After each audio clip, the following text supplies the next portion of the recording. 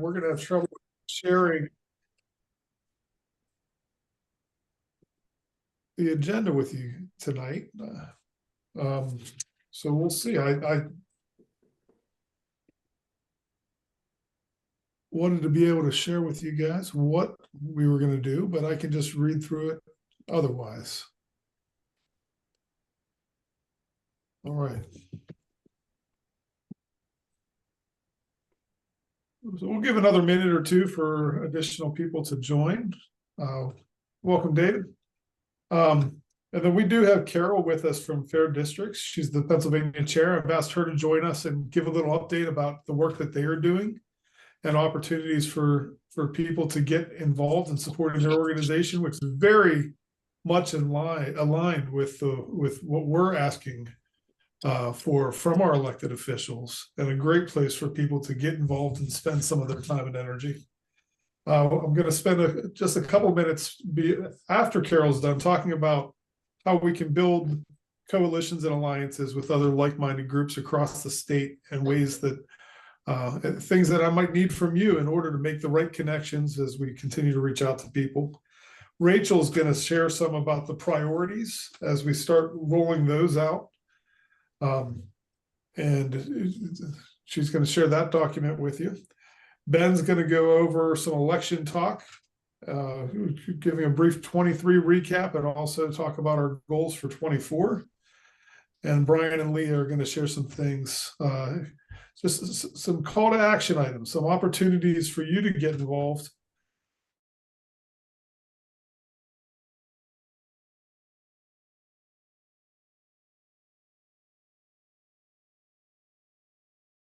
Which I was looking to share up on the screen. I apologize. There must be a connection weakness on my side that's not allowing that to share properly. But I really appreciate everyone taking the time to join us tonight. Chris, congratulations, sir. It's the first time I've seen you or been able to speak to you in person since the election, but many are celebrating your accomplishment as one of the first two forwardists elected into office. And we really appreciate your responsiveness and stepping up to that calling, and you were representing well. Thank you, sir. Thank you so much, Christian. It's an honor to be able to do this. Thank you. All right, so I see many others have joined us here. John, Dan, Leah, great. Thank you for being here tonight. I'm going to give the floor to Carol and have her share with you about the things that are happening with Fair Districts PA.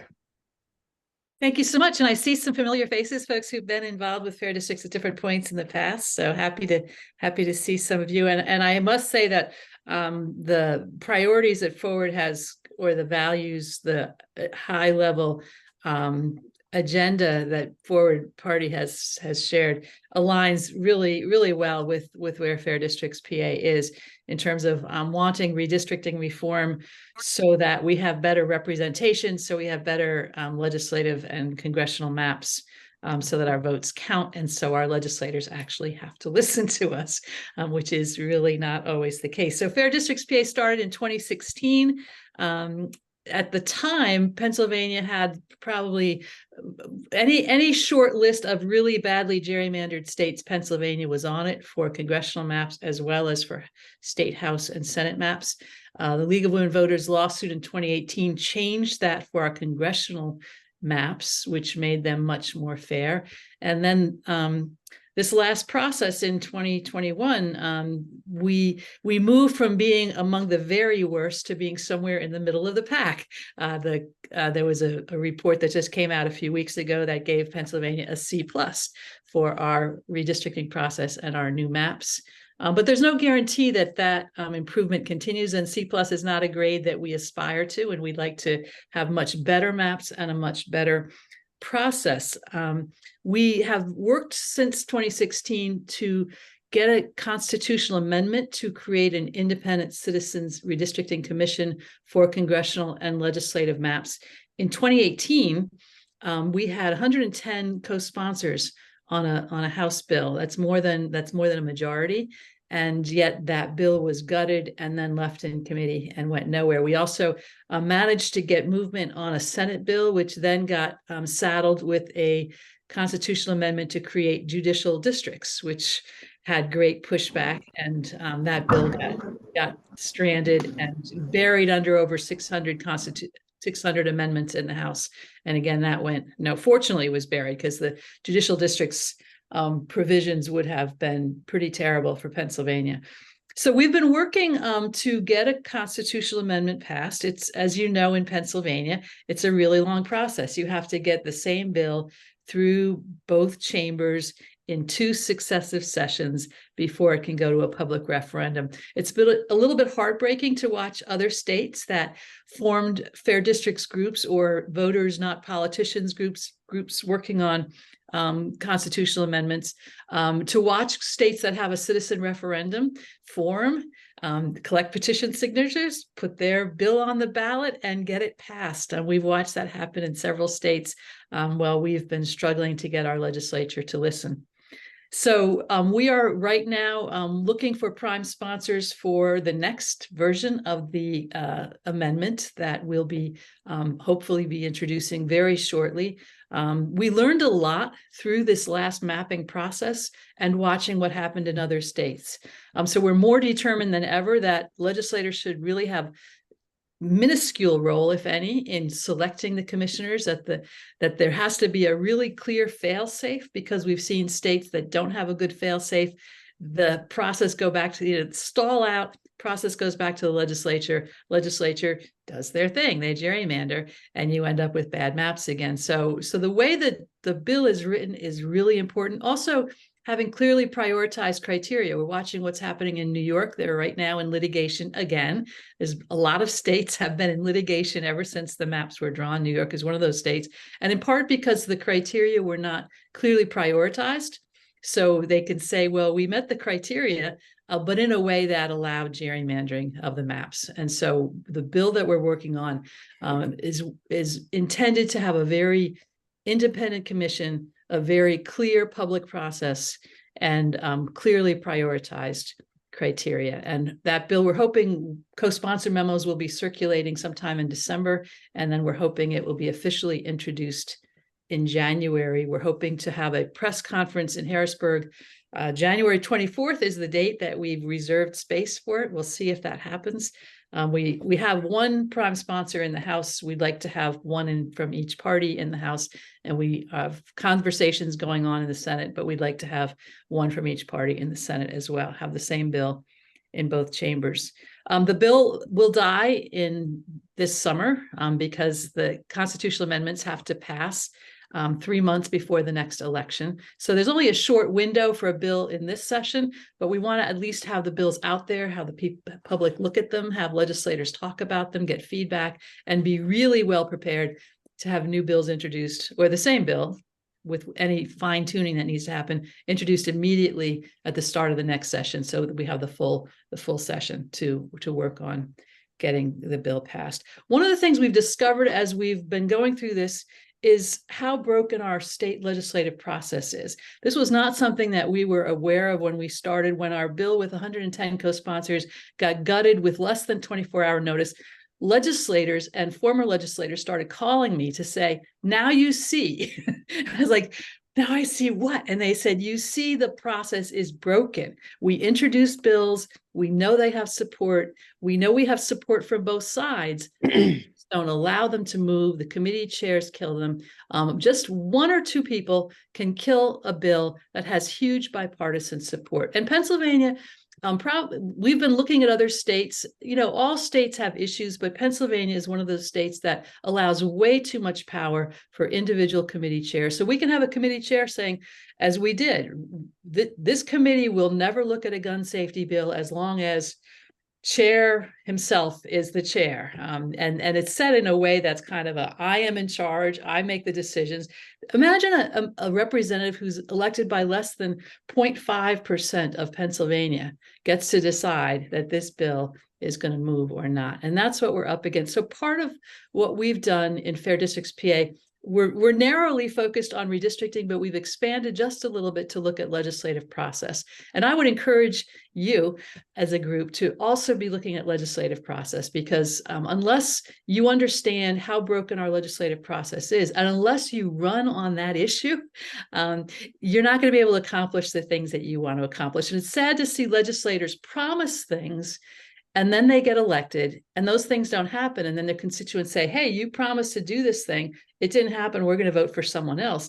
Instead of them understanding, you promised to do the thing. It didn't happen because the process is broken. And until we force enough change in the process itself, the good solutions, the bipartisan solutions, the reforms Pennsylvania needs will never happen.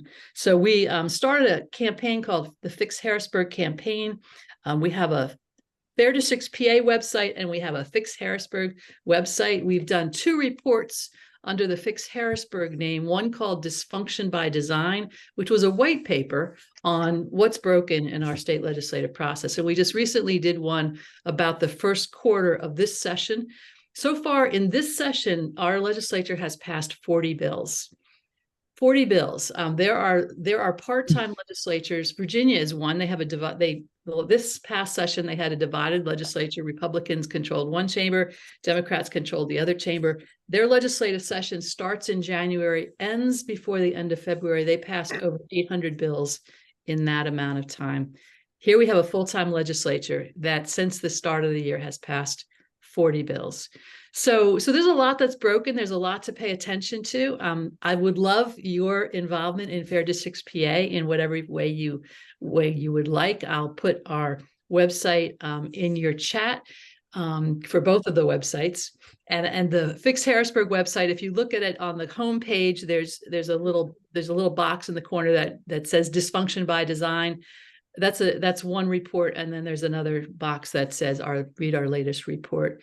We also have 2 petitions. I'll put the petition signups in your chat as well. One is for the Independent Redistricting Commission. The other is the Fix Harrisburg petition saying bipartisan solutions deserve a vote.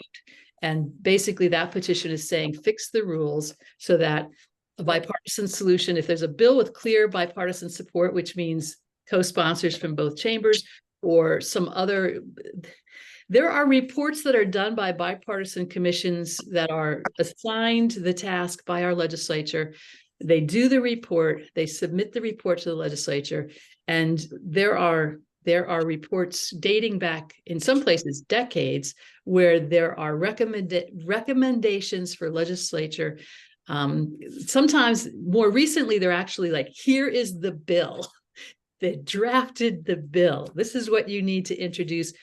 Those bills get introduced, and the same committees that authorized the studies, that received the reports, those bills recommended don't even get passed, that don't even get a vote in those same committees. It's a little heartbreaking to watch that take place. Anyhow, I'll put those links in the chat, and I'm happy to answer any questions. And in terms of getting involved, I would say sign the petition so you get our emails, because that will give you a lot of insight into how our legislative process works. And then as we have opportunities to get involved, you can, occasionally we'll do different things seasonally. We'll have rallies and events. All that information comes through in those emails, but we also have local groups. So you can sign to get involved as a volunteer. People from the local group would contact you, and we have working groups. One that might be of interest, and you might want to just assign someone from your group here to be part of, is we have a research team that is actively researching what goes on in our state legislature, looking at things like commission reports and what happens to those. Things like, there are right now many bills that came out of committee with unanimous votes that have not been considered on the chamber floor. And there are quite a few bills that came out of one chamber unanimously that have not been looked at in the other chamber. That kind of thing, I would think, would be very interesting to you. You're welcome to be part of our research team, find out how to track those things and share that information in any way you like, because the louder we can be on that, the more effective we'll be in working for change. And I'm happy to have any questions if you have any for me. Carol, thank you so much for being here. If anyone else has a question, please put your hand up. I just want to say, I reached out to Carol and invited her to be here, and then we had a minute to speak on the phone last week. And it was just great to be connected and recognize how like-minded the organizations are in certain ways and things that we want to be able to accomplish. And we see that there's going to be opportunities to work together. I have been on the mailing list. I've read those petitions. I really encourage everyone on this call to take a look and consider if you're willing to sign those. They certainly are aligned with what we've identified as priorities for the Ford Party as a whole. And the reports are great information. I have a good neighbor in my area that started sharing things with me some time ago, and I've continued to read and watch what they're doing with the League of Women Voters, Fix Harrisburg, and Fair Districts. And forgive my language here. I'm going to also let you know my neighbor friend gave me a book that I'm in the middle of reading. That's great history on the gerrymandering. The name of the book is Rat Fucked. So it's put a couple stars in the middle of the second half of the word, but I don't know how to pronounce it that way. But what a great read to give you the history of how the gerrymandering really took control of who is in office. So I would encourage anyone to maybe go check that out in the library or wherever you buy books. Get your hands on that book and read that. That would really motivate you to get involved with this issue specifically. Brian. Good. Yeah, Carol, good to see you again.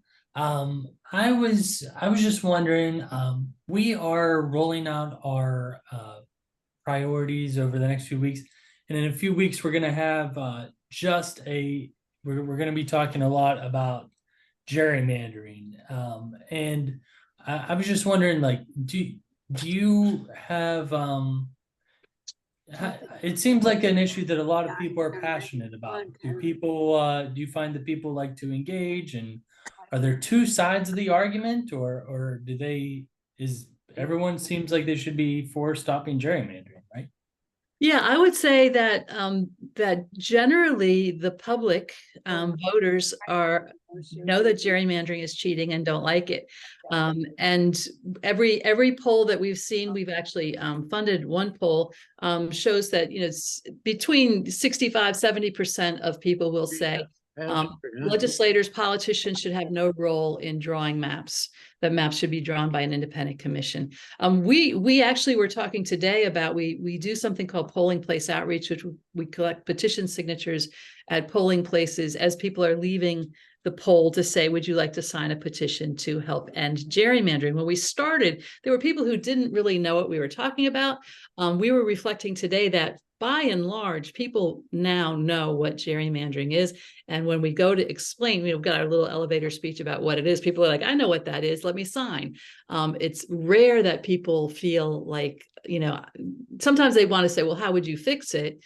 Sometimes we give them our little rat card and they walk to the car and then they come back and sign. But it's very rare that people are not eager to see this resolved.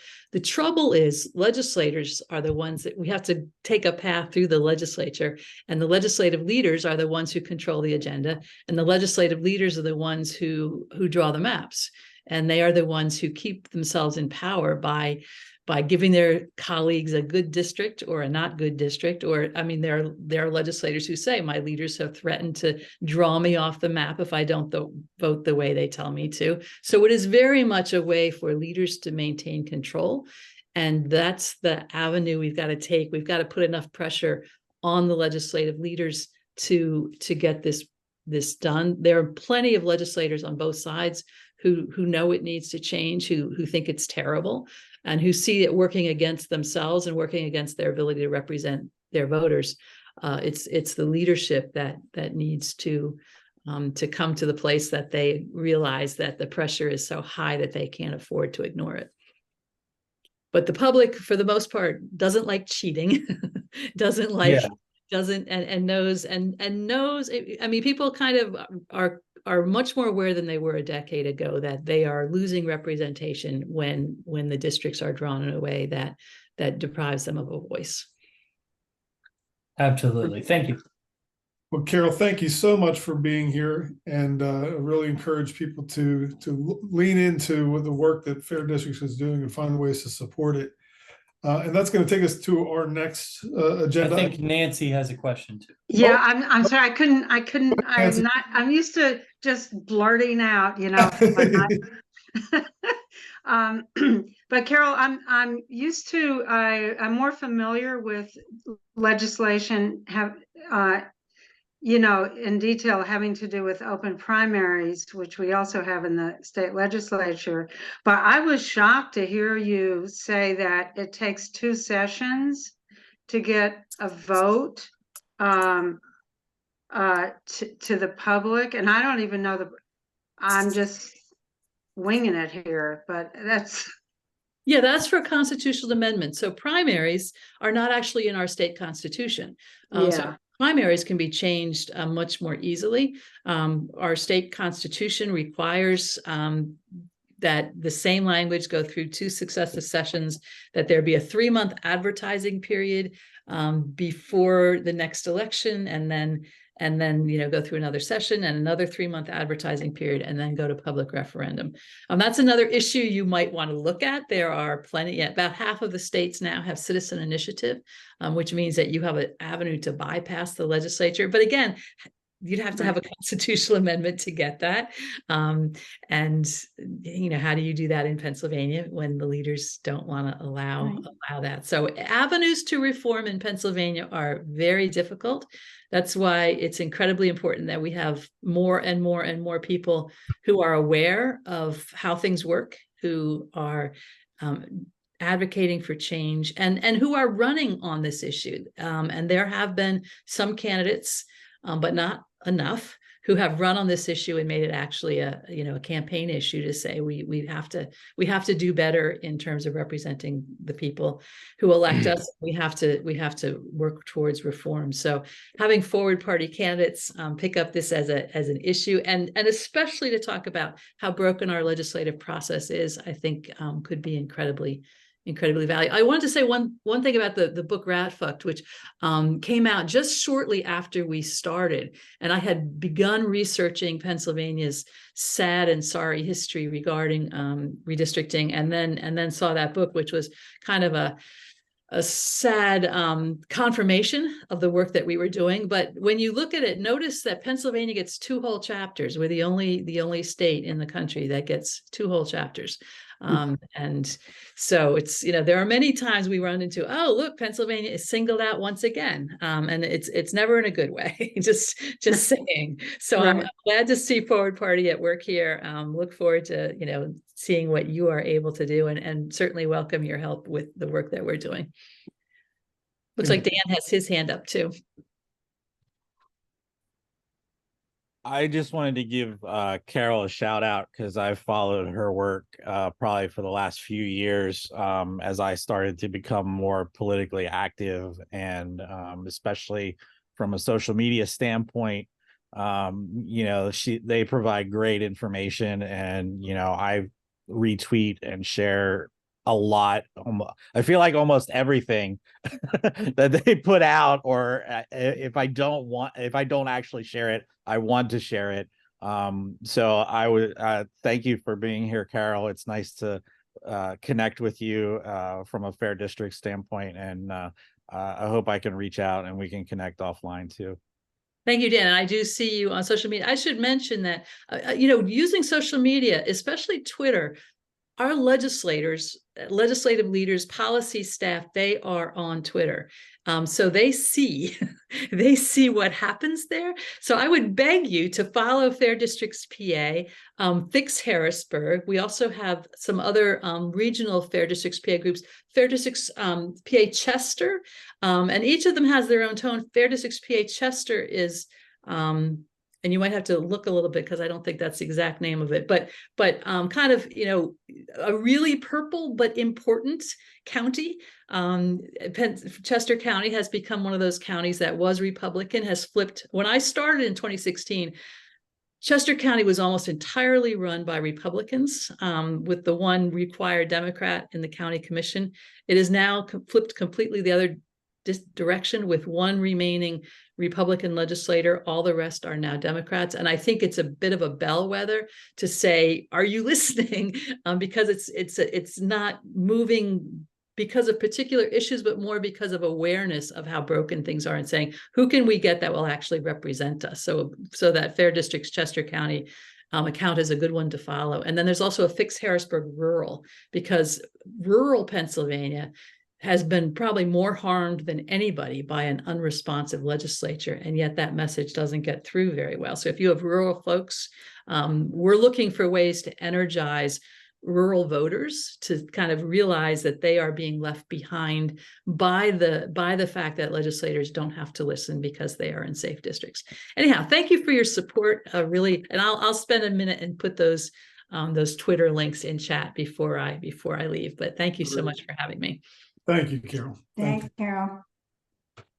you. In general, I just want to encourage everyone, not only with Fair Districts, but we want to look across Pennsylvania and see what other groups are out there that we're aligned with, that we have like-mindedness with, and let's get connected. We're not in competition with one another. We're looking to accomplish very, very often the same goals, if not similar goals.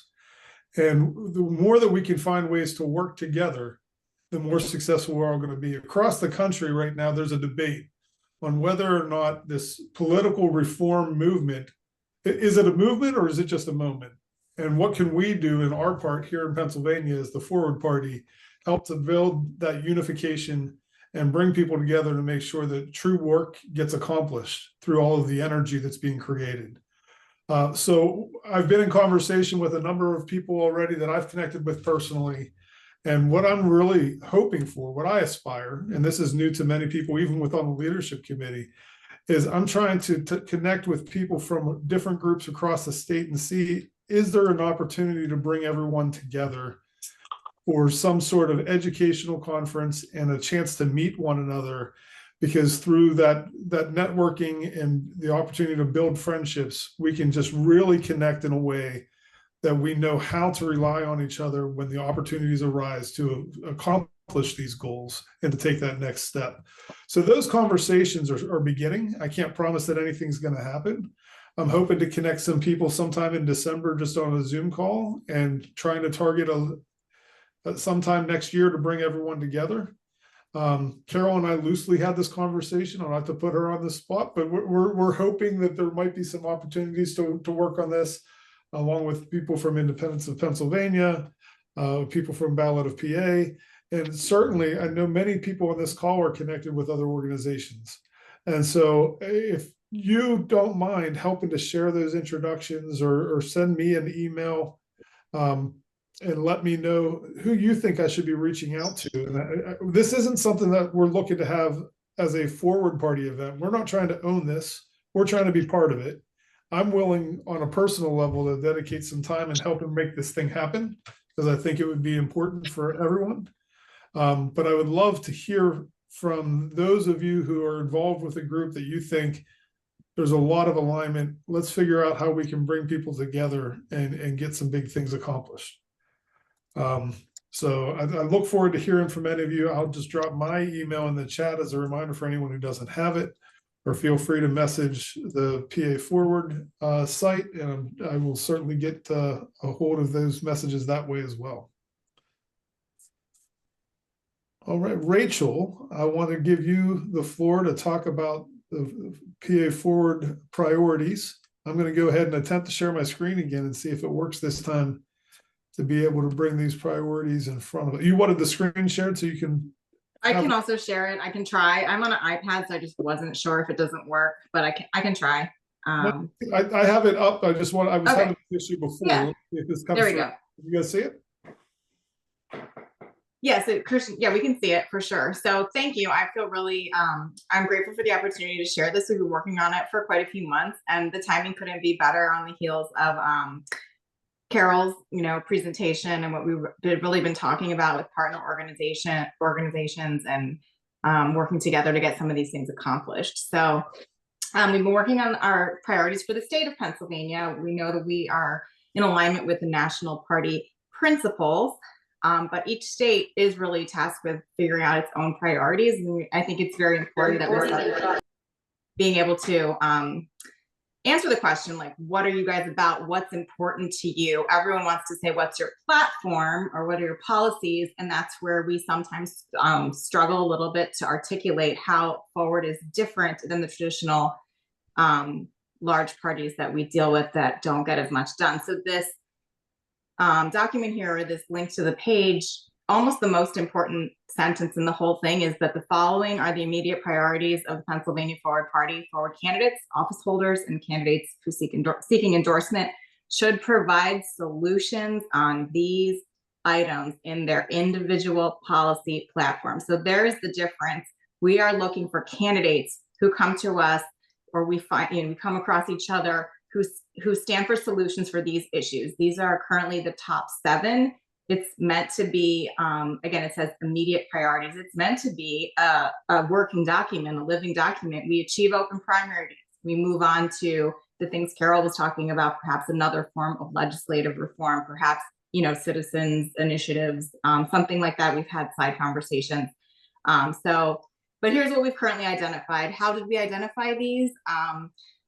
Jack Merritt and I started the project early, and we've expanded to a little task force, but we did initially circulate a poll by ranked choice voting to Pennsylvanians that we could reach the top 5 issues important to you, given, I don't know, there were probably about 20 or 22 listed, and then asked to rank top 5 in order. But we acknowledge that, the people who we're able to reach is not really a random sampling, let's say, or an accurate representation of Pennsylvania completely. So that's something we struggled with. But we were able to compare our results to a Quinnipiac poll, which polled Pennsylvanians a much larger N, and it asked the question slightly differently. What is the most important issue for you in choosing a presidential, who to vote for president in the upcoming election? So similar but different, but the results came out, kind of reinforcing each other. And then we met and we were comfortable settling on these 7, divided into 2 categories, governmental and societal. So I can briefly share them with you. And to what Christian was talking about, some of them are obviously aligned organizations: open primaries, ballot PA, independent redistricting committees. There you are, Carol, fair districts. We could even, link to perhaps, I'm not sure exactly what fixed Harrisburg, it might be some of the other things. Maybe that comes later. Ranked choice voting. There's a national site that we're linking there. And as Brian alluded to, there's 7 weeks left in the year, counting the week we're in, and we're planning to focus or feature each of these priorities, now that the election has passed, 1 per week in the coming weeks on our social media channels and website and things like that. So if you are connected to a partner organization or know of something that we should share during that week, a great video, a clip of something that is applicable, or again, like I said, a partner organization or an event or a TED Talk, anything that you feel like might be applicable, I would just recommend emailing it to the PA Forward website, because that'll get to the communications team and we can, look at what we get. We are just, a group of volunteers. And so we have some obvious partner organizations, but you guys out there might work in the areas or industries. As we get down to societal priorities, if we scroll, I won't read them all in detail, but it's the economy, environment and energy, solutions that benefit both, healthcare, and safer communities. So I encourage you guys to read the actual wording. We worked really hard on the wording to be specific yet inclusive, to provide a large tent to attract a lot of people who will be solution-oriented, data-driven, and make change in Pennsylvania. Those are our priorities.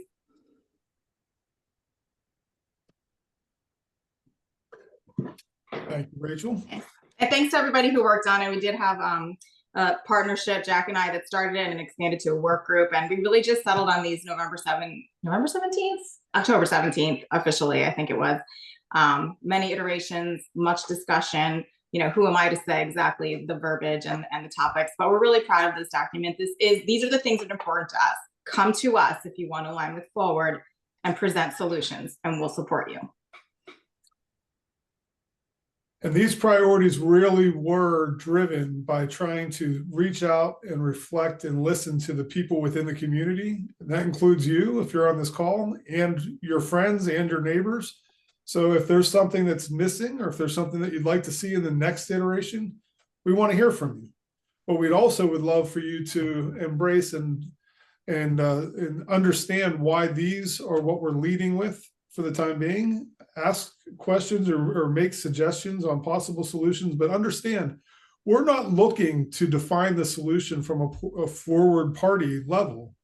Much as Rachel really highlighted at the beginning there, the idea is to allow people to bring their solutions. Let's continue to refine one another through conversation so that we can get beyond any of the obvious solutions that people argue over today and actually get to a point where things can be implemented and move things truly forward in a better direction than the stalemate of just holding these issues hostage that we've often seen in the past.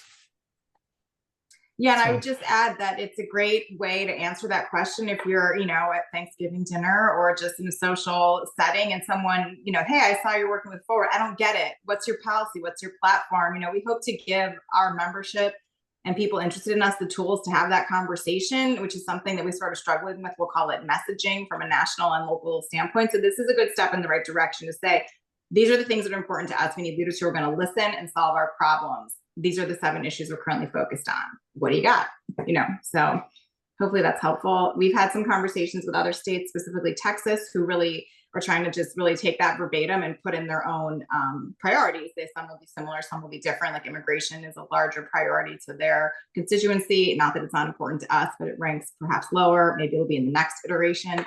But that first line, again, I think is a good, concise, this is what's important to us. This is how the party works. We're looking for people to solve these problems. Great.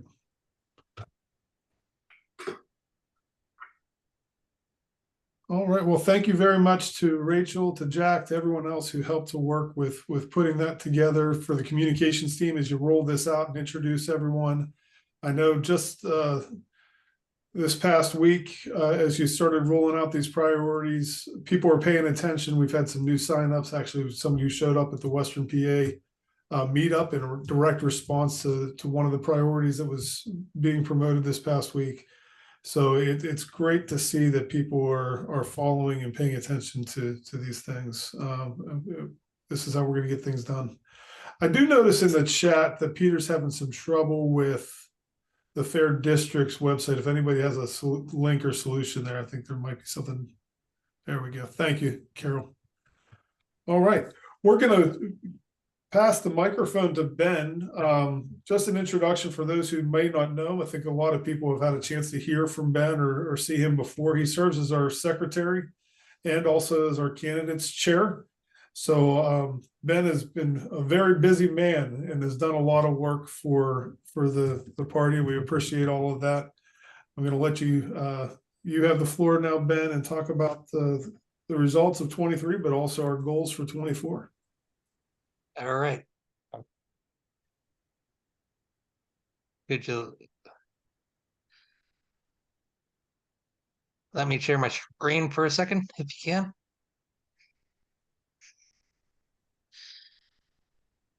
Okay.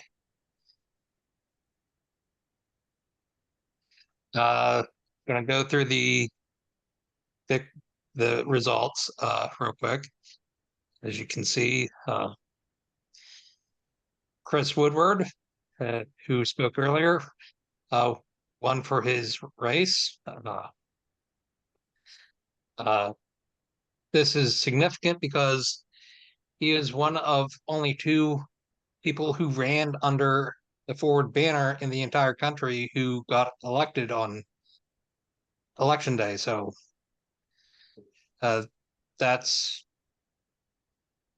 big for us because it's the first step to becoming a important player in politics.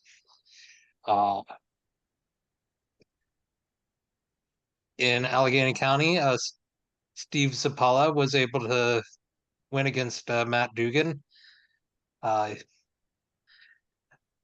This was one of the major races that we got involved with. We endorsed Mr. Zappala, and we were able to see a victory this year. And also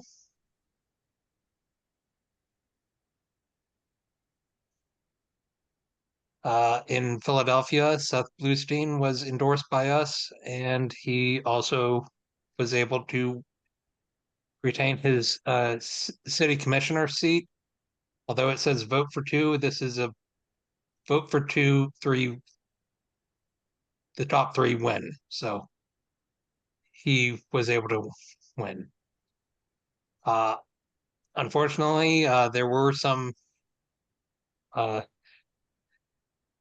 losses. Joe Rocky, who we endorsed for Allegheny County Chief Executive, was unable to pull out a victory. Although he made it extremely close, it was just not enough to overcome the voter advantage in Allegheny County that the Democrats had. Wow.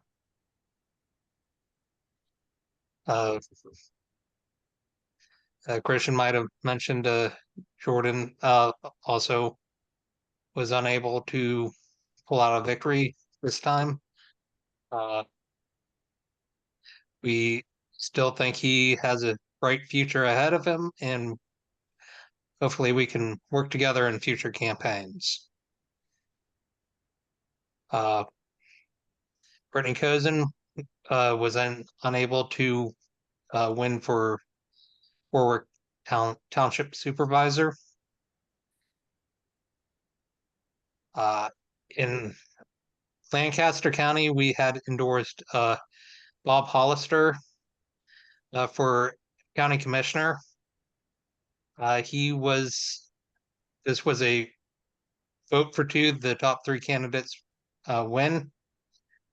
He was unable to pull out one of the seats. Also, Shannon Wheeler was unable to win as well for a magisterial district judge. And also, finally, Tim McMaster was unable to win his township supervisor race that was in York County. Okay. Going forward, we are looking at in 24 to become a minor party. To do this, we have to run a statewide candidate, and they need to win 2% of the statewide total and 2% in 10 counties. So we're probably going to target probably two races.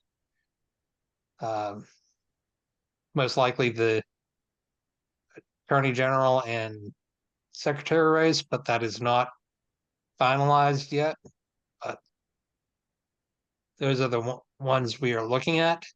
We are also looking to get run candidates in a handful of PA House races. Just as long as they do not distract from our primary goal of getting the minor party status, we want to attempt to get somebody in the Pennsylvania House.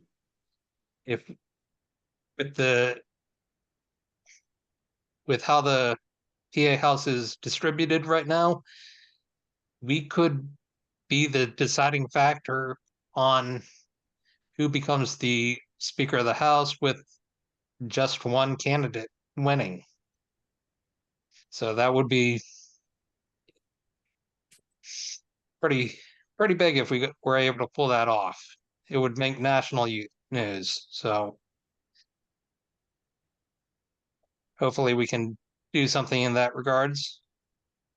Did you have something to say, Christian? No.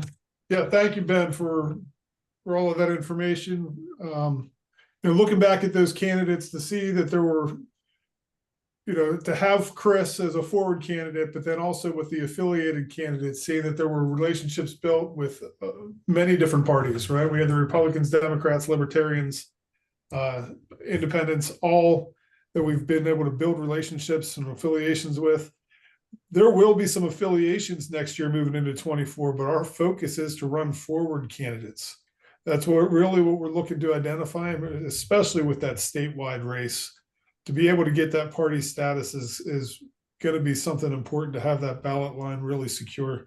And we certainly want to identify places where it makes sense to run for the state house, and where we can help to build the recognition for the party and make sure that we're going to be able to carry that required 2% or greater for that party status.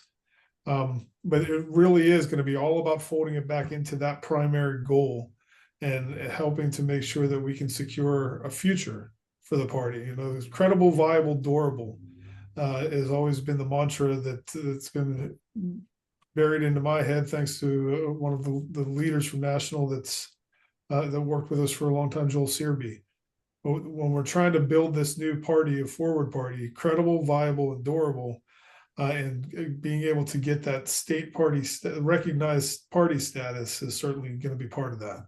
So we really appreciate everyone embracing that goal, helping us to identify those candidates. We have people who are out there and doing research and that sort of thing, but if there's someone that that would fit that role that you think we should talk with, or might be able to help us reach the person who's going to be able to connect us with a good candidate for those statewide races, we certainly want to begin those conversations and get to work early on building the right strategy, the right approach, and making sure all of you have a chance to know that candidate, and that they represent the values that we can be proud of, not just the accomplishment of getting to be a state party, but how we did it, because that matters just as much, right?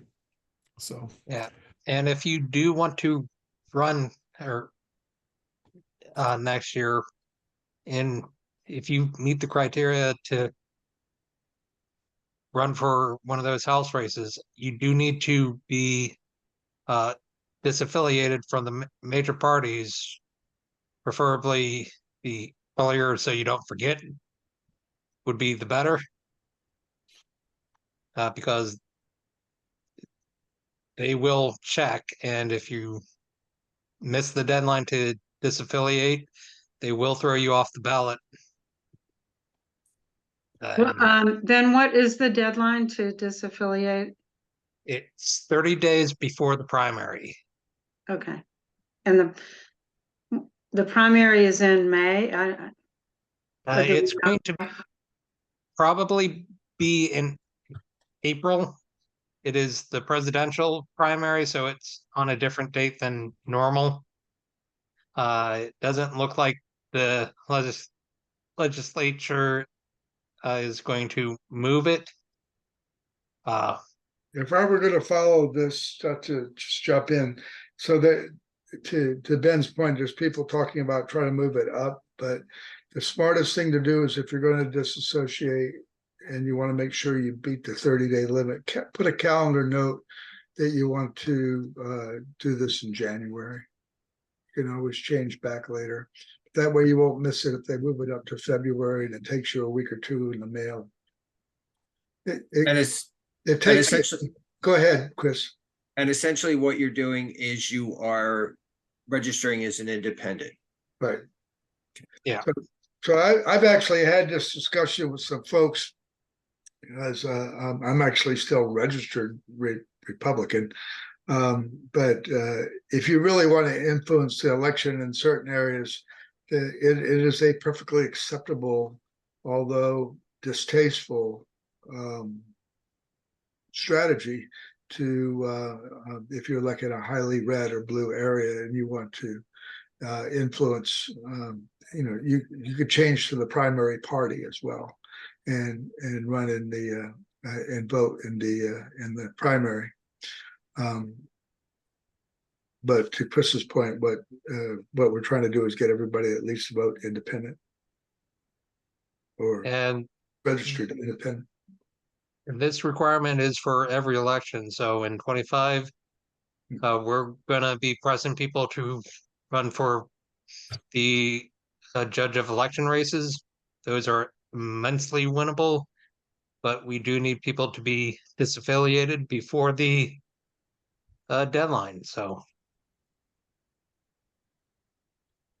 January, change your registration. If you don't end up running, change it back. That is the beautiful thing. They don't restrict you from changing multiple times, even within one cycle. So, stand up and be counted as an independent, even if you're of independent mindset. If you want to support Ford or you support other independent third-party politics, let yourself be counted that way, reserve the right to be able to run. And then, set a reminder in your calendar to go back and re-register if you want to be registered with a major party for the primary and then decided not to vote, and just make sure that that's in ample enough time. I really, personally, this is something that I've talked to some other folks about, encouraging everyone who's of a reform political mindset to stand up and be counted, go out, and if your state does not prevent you from changing your registration more than one time in a cycle, go out and register as an independent to be counted that way. To send a message to our politicians and make sure they're taking notice to help move a lot of these other things in the right direction. All right, moving on to our last part of the meeting today, and we will follow this up. We will have an opportunity for any Q&A if anybody has any questions that they've not had an opportunity to ask yet, but are called to action. Brian and Leah. Yeah, thank you so much. We've got a lot going on with communications, and we're around the election cycle. We're back in this end of the year holiday phase, but we just like to get our message out there. Let me throw to Leah, and you want to tell everyone what we have in mind? Yep, hi everyone. So we just kind of brainstormed a few different things that people can do in their spare time that don't require any special skills to kind of get the word out there and help move the party forward. So the first one is sort of just meeting people and talking to them about the party. And sometimes you can do this with a specific intention in mind. Maybe like Christian mentioned, it's someone who works at a potential ally organization, maybe someone working on one of our priorities. So you could reach out to them to chat to them about the priorities document and, get their thoughts on how to approach it, right? Or, maybe somebody in your network is a potential volunteer, right? Some of the places where we need a lot of help right now are, press and PR or events or research or social media. Can always use more people to get involved. Maybe you could reach out to someone and ask them to help with a specific small task. And get them interested and involved with the party that way. And then, of course, there's donations, although that's a little bit harder for some people to ask their friends and contacts about. But if you're interested in learning more about that, Tim is a great resource. So yeah, I think a lot of the growth that's happening in the party right now is happening through one-to-one conversations between people like those on this call who are really passionate about the cause and their immediate networks. That stuff is really powerful. So, even if it's just over the dinner table, politics, sometimes not recommended at family parties, but if you feel called to it, give it a shot. Every little bit of kind of getting the word out there to our networks really helps. And on a similar theme, social media is an area that we're really trying to grow right now. And we're getting a little bit of growth on the different platforms where we're active. Right now, the party is active most on Facebook and Instagram, on X, formerly known as Twitter, and on LinkedIn. The LinkedIn account in particular needs a little bit of love. It's brand new. It only has about 6 followers now. So when I get off here, I'll post the links to the accounts in the chat, but give us a follow. And even more importantly, tag us on those platforms when you see news or you come across a story that you think is relevant or an organization that you think is doing great work, particularly as we want to start talking more about the priorities. You guys can really help us with content related to those things that strike you. And you can email those to Brian and I. If you're on the Slack channel for the party, you can post there. So there's lots of different ways to get us that content. The easiest is probably just to straight up tag us on those platforms, and send us the content directly on whichever one of those you use. But thank you for doing that. Any little bit of social growth helps us. And then lastly, on the fundraising side of things, and I don't think Tim is on this call, but just a couple of things to think about as potential tactics. Beyond just making a gift yourself, we'll post the link in the chat. You can make a monthly gift, super small. It's like subscribing to a product on Amazon or something like that. Easy and really goes a long way. If everybody on this call did that, we would be, way ahead. So beyond that simple thing, there are a couple of other little things you can think about. I believe there's a group of us that are going to do phone banking or even write letters to folks in the PA database, just talking about why we support Forward, why we think it's important, and asking for donations. If you're interested in doing that, get in touch with myself or Tim or Gabe, who's also on this call. And you can also host like a little get together.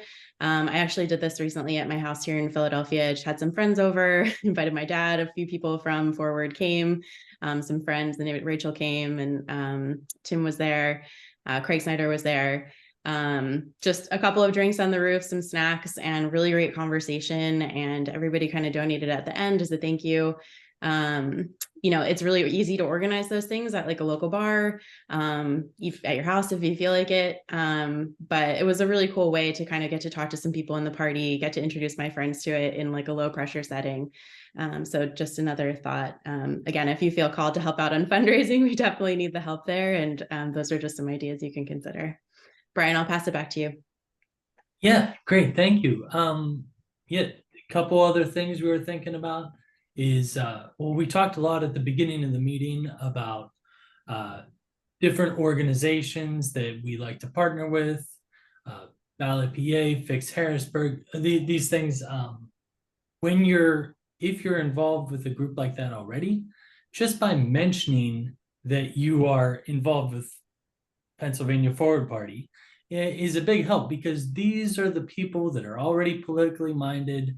They're already looking for a new home outside of the established system already.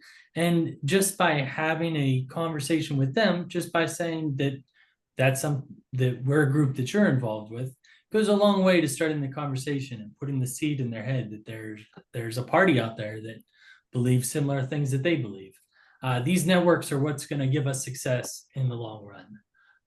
Another great way is letters to the editor.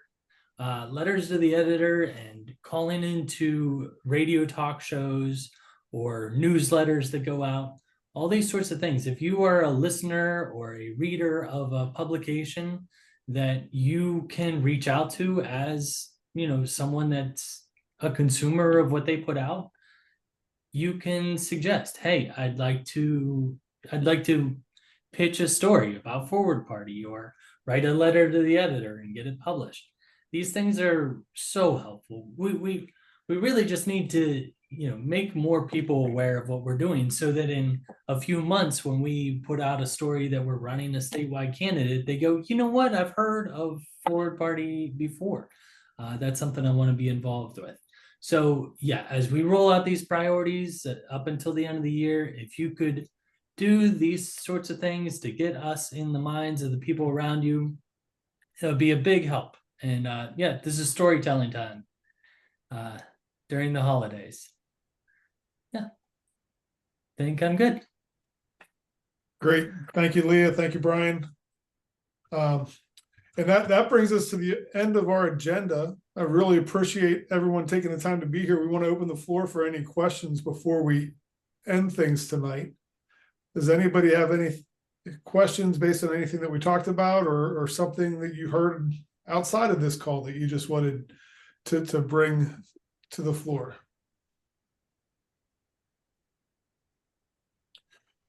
Well, I really appreciate everyone taking the time to be here. Oh, Tim, yes. Well, we shouldn't want to miss the opportunity to emphasize the December 13th event at the World Affairs Council in Philadelphia.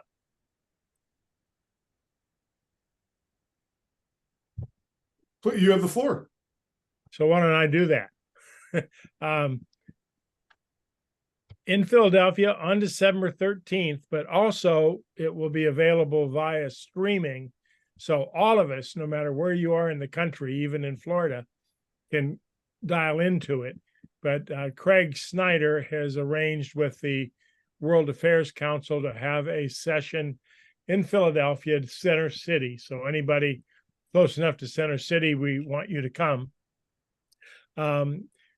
The governor from New Jersey, Governor Whitman, will be moderating a panel which will include our two state senators, Boscola from Lehigh, Northampton, and Williams from Philadelphia, Delaware County, and Seth Bluestein about governance in the context of the Forward Party. The Forward Party is the agenda. They are going to give all of us membership discounts. So it'll cost us $10 a person, which is a 50% discount from the regular cost. If you're not able to come to Philadelphia, you'll be able to. You still have to register, but there's no cost to register for the stream that evening. It's like a 5:30 registration, just a 6 to 7 o'clock program. So that should be very excited. Chris, I see you're on the call, and we're also hoping that you and Kelly can come in from Berks County. I'm not sure if you're able to get in, but Craig and I wanted to invite you, and I see maybe he has just left. But we've reached out to Chris Woodward, our elected official. Oh, there you are, Chris. So hopefully you can come in. I'd love to, Tim. If you could send me an email. I think you may have sent me something before and I lost it. So if I did, I apologize. That's I definitely, yeah, I definitely want to attend. That will be wonderful. That really will. And so if people can come in now, we're tag teaming that, and we're also going to have a session. Our plan is to meet at 3 o'clock that afternoon, also in Center City. For any of us who can get in from Southeastern or Philadelphia, we're going Could I ask where that meeting's going to be held? Pardon me? When is that afternoon meeting? Where is the afternoon meeting going to be held? Well, we haven't quite decided, but it'll be right down there around Center City. Yeah, I'm in Center City, and I could arrange to be there, but I need to know where to go. Yeah, we'll make those decisions. You can meet. We'll include you and Norma, since you're part of the planning group. But we're going to have a meeting probably at 3 o'clock with Governor Whitman. Really, just kind of a working meeting to get to know her, to visit with her, to share what we've accomplished this last year, to talk a little bit about our priorities going into 2024, especially around coalition building, that our student program and other programs. And, again, getting to know Chris, who's our sitting official, and it'll be an opportunity for us to get to know each other. We're checking with her calendar right now. But and Rachel is going to put some information on in the December newsletter. You can go to the World Affairs Council website. It's wacphila.org, and there's a really nice little article in their speakers program that talks about it, and so you can go register. But the message we're given to all of you is when you register, and I'm not sure we'll get the instructions, but we'll be able to register as if we were members for a $10 fee. And so it's really exciting. And we want any of you in Philadelphia to let me know.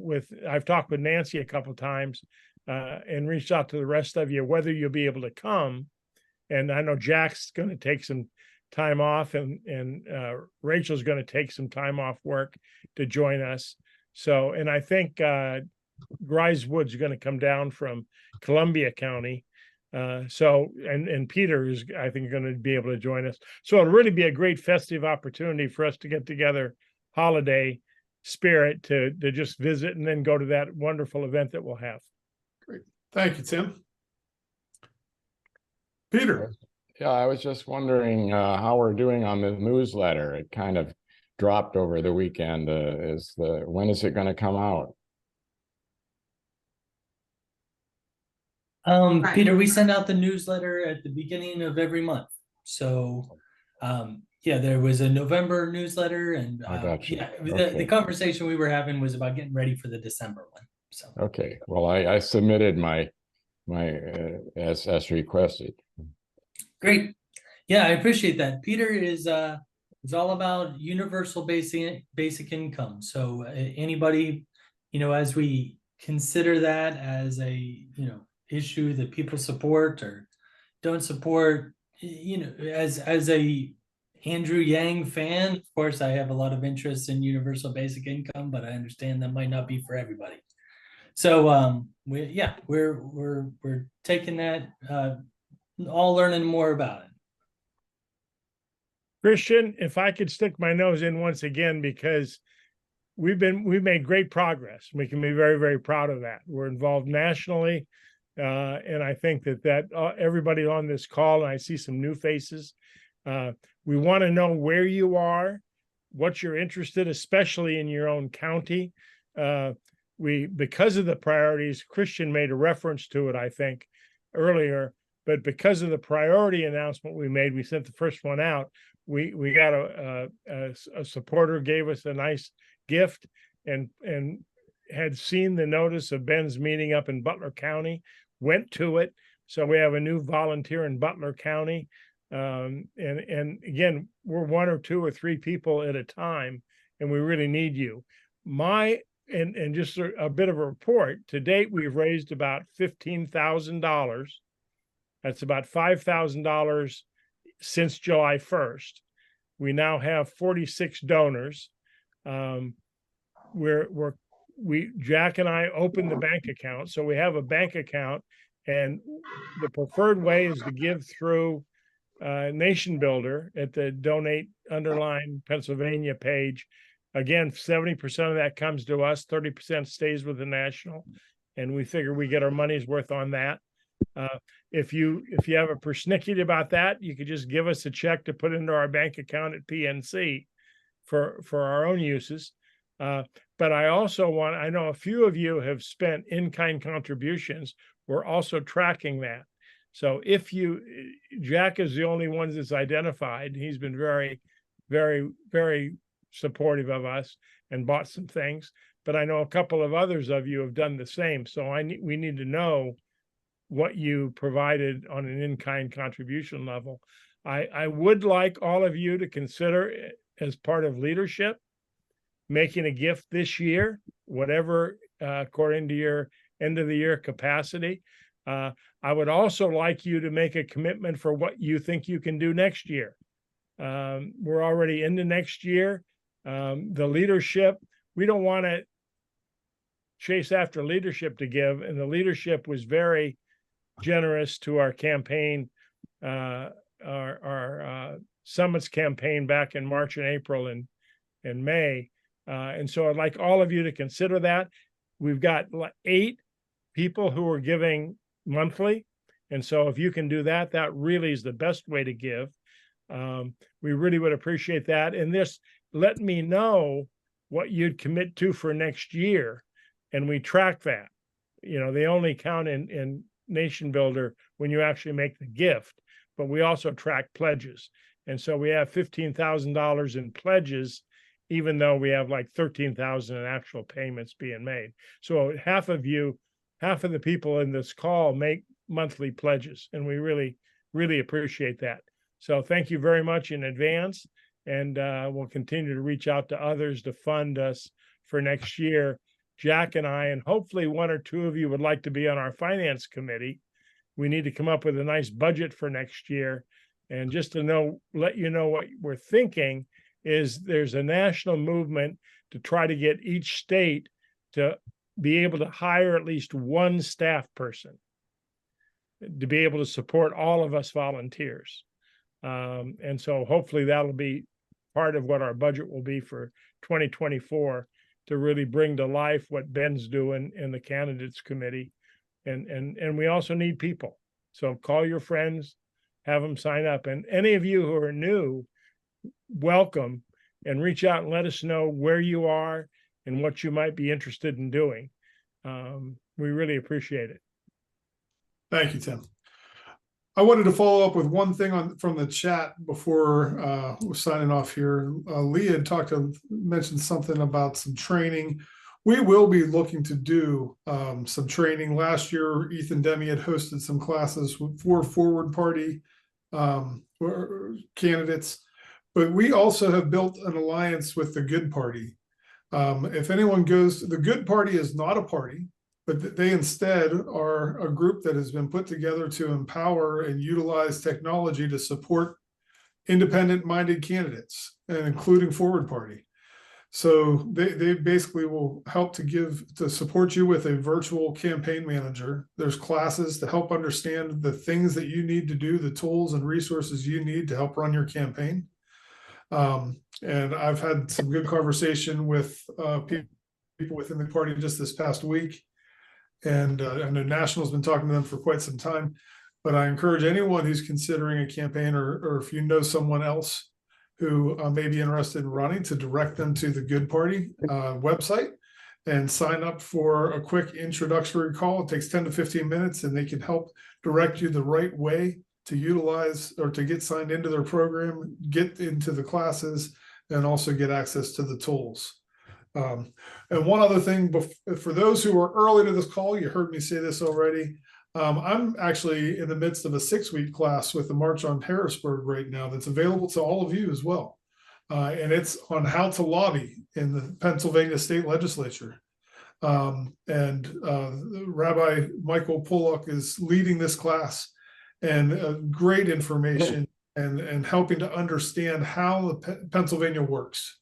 We're 2 weeks into the 6-week class. I had to leave tonight's class early to help host this meeting. But I can't wait to get back to the recording and see the rest of the information from tonight. But I would encourage anyone, if that sounds even the slightest bit interesting to you, if you want to understand how our legislatures work as we help to get people into office, it's great, very insightful in helping understand that process and how those conversations are done. So, all right. If there's no new hands, I think we're just going to adjourn for the night. Thank you. And especially to those Philadelphia folks who endured even while your Eagles play. I know we lost some to the game. I'm going to go check how they're doing myself, but really appreciate everyone being here tonight and for all the support and all the work that's done to help grow this party. It's exciting to see things getting done. Thank you. Everyone. All right. Good night, everybody.